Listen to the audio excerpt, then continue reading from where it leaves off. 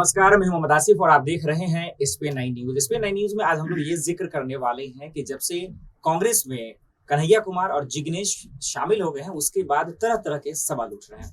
Bharatiya Janata party के राष्ट्रीय प्रवक्ता संबित पात्रा ने खास करके कांग्रेस पार्टी को टुकड़े टुकड़े गैंग बता दिया, क्योंकि कन्हैया कुमार पे देश विरोधी नारे का आरोप लगाया गया था।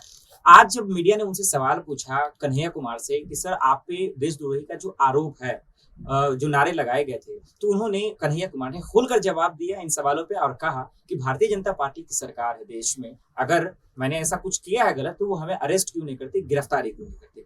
तो यही आज हम कशिश से जानने की कोशिश करेंगे। पहला ये कि क्या आज कांग्रेस पार्टी जो है क्या वाकई में एक वामपंथियों को अब शामिल करना शुरू कर दिया, पहला।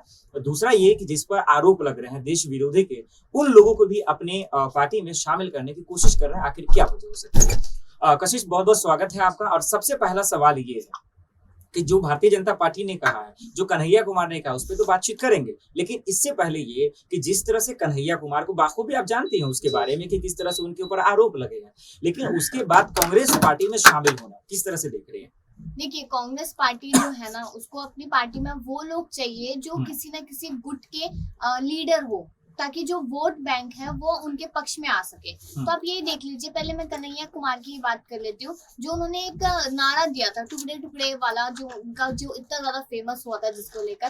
तो देखिए, वो सिर्फ अकेले नहीं थे, उसमें बहुत सारे लोग मौजूद थे। अब वो जब पार्टी में ज्वाइन हुए हैं तो वो सारे लोग उनके पक्ष के हैं, जिसका पूरा फायदा कांग्रेस पार्टी को होगा। ठीक है, तो आप ये चीज देखिए। लेकिन अगर जैसा वो बोल रहे कि अगर मैंने ऐसा कुछ किया है तो आप उसको साबित करके दिखाइए, तो उस चीज के लिए बाकी जो लोग हैं, जो विपक्ष के लोग हैं, उनको सामने आना पड़ेगा, उसके लिए आवाज उठानी पड़ेगी। आप काफी चीजों के लिए प्रदर्शन करते हैं, तो आप इस चीज के लिए क्यों नहीं कर रहे? क्योंकि जब देश के लिए बात हो रही है, सुप्रीम कोर्ट इस पे क्यों संज्ञान नहीं ले रहा है, वो चीज है। लेकिन कांग्रेस पार्टी का तो यही है कि अब हमारी नैया डूबती जा रही है, तो हम क्यों ना उन्हीं लोगों को उठाए या उन्हीं लोगों को अपनी पार्टी में ले जिनके ऑलरेडी गुट्स बने हुए हैं। और वामपंथी सोच की बात है, तो वामपंथी सोच, देखिए, सबकी सोच अपनी अलग अलग है। ठीक है, तो एक अलग सोच है, एक अलग सोच है। लेकिन कांग्रेस पार्टी की अब ये सोच है कि शायद देश के खिलाफ जो लोग हैं, या फिर जो सिर्फ वही गुट है जो सिर्फ मतलब कि बाकी लोगों के बारे में नहीं सोचना चाहता, सिर्फ अपने बारे में अपना फायदा देखना चाहता है, तो क्यों ना उन्हीं गुटों को अपने उसमें लेना चाहिए। फिर फाइन। इस पे मैं काउंटर क्वेश्चन करूं कशिश आपसे, इससे पहले एक चीज आपको याद दिला दूं ताकि आप ज्यादा बेटर अपनी बात को रख पाए। कशिश, जब चार्जशीट फाइल हुआ तो दिल्ली के मुख्यमंत्री से कोर्ट ने कहा बजते कि जो है उसका चार्जशीट पर दाखिल करें और उस पर जो अपनी बयान को करें, लेकिन जो प्रोफाइल थी, जो चार्जशीट थी, उसको नहीं खोला गया। दिल्ली सरकार ने जो है मना कर दिया। वहीं से कहीं ना कहीं कन्हैया कुमार को जो है बचा लिया गया। इस तरह के आरोप लगे, तो किस तरह से देख रहे हैं आप? देखिए, इसमें दिल्ली क्या कन्हैया कुमार को क्या दिल्ली सरकार ने बचा लिया, मुख्यमंत्री अरविंद केजरीवाल ने बचा लिया, नहीं तो आज जो उन पे आरोप लगे वो साबित हो जाते हैं। देखिए, ये पूरी तरीके से है कि शायद अगर चार्जशीट जो फाइल हुई उसके बाद पूरी जानकारी होती, उसकी जांच पड़ताल की जाती, तो शायद वो जो आरोप लगाए गए थे वो आज साबित हो जाते। लेकिन दिल्ली सरकार का भी आप देख लीजिए कि कभी केजरीवाल ने सोचा नहीं था कि हम राजनीति में आएंगे, लेकिन वो जैसे तैसे करके राजनीति में आए, अपने मुफ्तखोरी वाला नारा देकर, उसके बाद राजनीति में आए। तो उनका भी वही सोच बनती जा रही है कि सिर्फ हमको राजनीति में यहाँ पर टिकाए बैठे रहना है, हमको नहीं हटना है, उसके लिए हमको किसी को भी अपनी पार्टी में लेना पड़े या किसी को भी बचाना पड़े। तो वही सीन यहाँ पर हो रहा है। उन्होंने कन्हैया कुमार को उस समय पे बचाया जबकि पूरा देश उस चीज के खिलाफ था, और उन्होंने बचाया। आज हो सकता है कि जब वो कांग्रेस पार्टी में गए तो कहीं ना कहीं केजरीवाल को इस बात का दुख हो रहा हो कि शायद हमें उस टाइम पे नहीं बचाना चाहिए था, या फिर उस इंसान को हम अपनी पार्टी में भी ले सकते थे। ठीक है, अब देखना होगा कि आरोप एक तरफ है और आखिर उनके खिलाफ होता क्या है, ये तो आने वाले वक्त में पता चलेगा। लेकिन एक सवाल ये है कशिश, अब वो ये कि आज जब वो कांग्रेस में शामिल हो गए, उसके बाद जब पत्रकार ने उनसे बातचीत की, जब उनका इंटरव्यू हुआ, तो उनसे जब पूछा गया तो उन्होंने सीधे शब्दों में कहा कि अगर भारतीय जनता पार्टी, अगर मैंने ऐसा किया है, अगर उनके पास सबूत है, तो फिर आखिर देश की सरकार, जो केंद्र में सरकार है, फिर वो उन्हें गिरफ्तार क्यों नहीं करते, अरेस्ट क्यों नहीं करते। कन्हैया के इस बयान पे आपकी क्या राय है? देखिए, केंद्र सरकार का काम पूरे जो भी हमारी इंडिया है उसके लिए काम करने का है, सब अपने अपने राज्य में अलग अलग काम करे, ठीक है। लेकिन अगर कोई ऐसे उठ के आता है कि कुछ भी बोल देगा, उसके लिए संज्ञान में लेनी बात, ठीक है, उसके लिए आरोप को साबित करना और उसको गिरफ्तार करना, उसको जेल करवाना या सजा देना, वो सब सुप्रीम कोर्ट का काम है, ताकि सुप्रीम कोर्ट तक ये बात पहुंचे और सुप्रीम कोर्ट उस पे संज्ञान ले, उस पे बातचीत करे या फिर केस हो वहां पर, तो वो चीज है। उसमें आप बेफालतू में बीजेपी को काउंटर करके बोल रहे हैं कि ये सरकार पूरे देश में ये मेरा कुछ क्यों नहीं कर रही है, आप उनको बेफालतू में पॉइंट आउट कर रहे हैं, ठीक है। मतलब ये आप कह रहे हैं कि ये लॉ एंड ऑर्डर का मसला है, ये उसकी जिम्मेदारी है, ठीक है। लेकिन अब सवाल ये है कि जैसे ही कन्हैया कुमार जब शामिल हुए कांग्रेस पार्टी में, तो उसके बाद भारतीय जनता पार्टी के राष्ट्रीय प्रवक्ता संबित पात्रा ने जमकर हमला बोला। तरह तरह के उन्होंने कहा कि कांग्रेस पार्टी अब टुकड़े टुकड़े गैंग को शामिल कर रही है। साथ ही उन्होंने ये भी कहा कि आज कांग्रेस जो है, कांग्रेस तेरे टुकड़े टुकड़े होंगे इंशाअल्लाह इंशाअल्लाह, ये वही नारा है जो जेएनयू के वक्त में ऐसे यूज किए गए।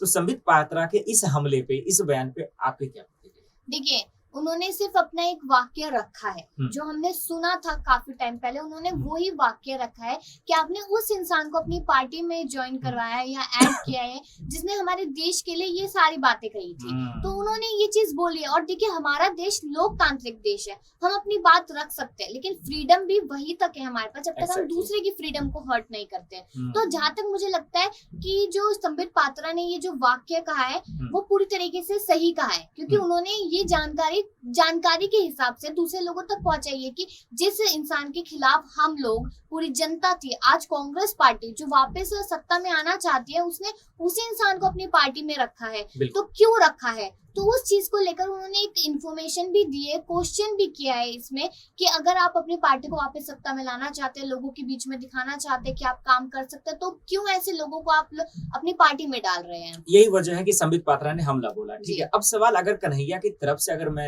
लेके बोलूं कशिश, और वो इस बात को कि अगर वो कह रहे हैं तो इसमें गलत भी क्या है, क्योंकि जो आज लॉ एंड ऑर्डर आती है वो भी तो केंद्र सरकार के अंदर आती है, गृह मंत्रालय के अंदर, अमित शाह के अंदर आती है, और वो हमेशा लगातार उन पर हमला बोलते रहे। तो वाकई में अगर केंद्र सरकार या पुलिस के पास अगर कोई चार्जशीट है, अगर वीडियो में ऐसे नारे लगे हैं, तो उनके खिलाफ कार्रवाई क्यों नहीं हो रही है? आखिर 4 साल से क्यों टाले जा रहा है? क्योंकि कन्हैया का यहाँ पे बोलना लाजमी है कि अगर आपके पास सबूत है तो फिर आप गिरफ्तार कीजिए, क्यों नहीं कर रहे हैं? ये तो सवाल पूछना उनके तरफ से सही है। जी, देखिए, आपको भी मालूम है ये चीज कि हमारा जो देश है, ठीक है, उसमें क्या होता है कि कानून पे कानून बनते जाते हैं, लेकिन जब उस चीज को सॉल्व करने की बात आती है या फिर किसी को सजा देने की बात आती है, उसमें हमारा कानून बहुत लचीला हो जाता है, वो चीजें काफी लंबी खिंच जाती है। जहाँ पे किसी को इंसाफ महीना 6 महीने में मिलना चाहिए, उसको 6 साल या 12 साल लग जाते हैं।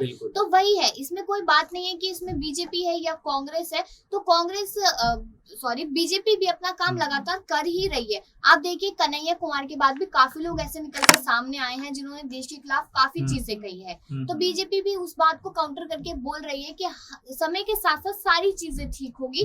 लेकिन संबित पात्रा ने बस एक नॉर्मल बात कही है, अगर संबित पात्रा की मैं बात करूं, उन्होंने एक नॉर्मल बात कांग्रेस के लिए कही है, क्योंकि कांग्रेस भी अभी लगातार काम करती हुई दिखाई दे रही है, क्योंकि चुनाव आने वाले 5 राज्यों में, तो इसलिए तो उन्होंने वही बात की कि ठीक है, ये बंदा जो है, ये मतलब कि इसका जो जुर्म है वो साबित होगा या कितना टाइम लगेगा या नहीं होगा, लेकिन कांग्रेस पार्टी को भी तो देखना चाहिए ना कि आप ऐसे इंसान को ले रहे हो जिसके खिलाफ पूरी जनता थी एक समय पे।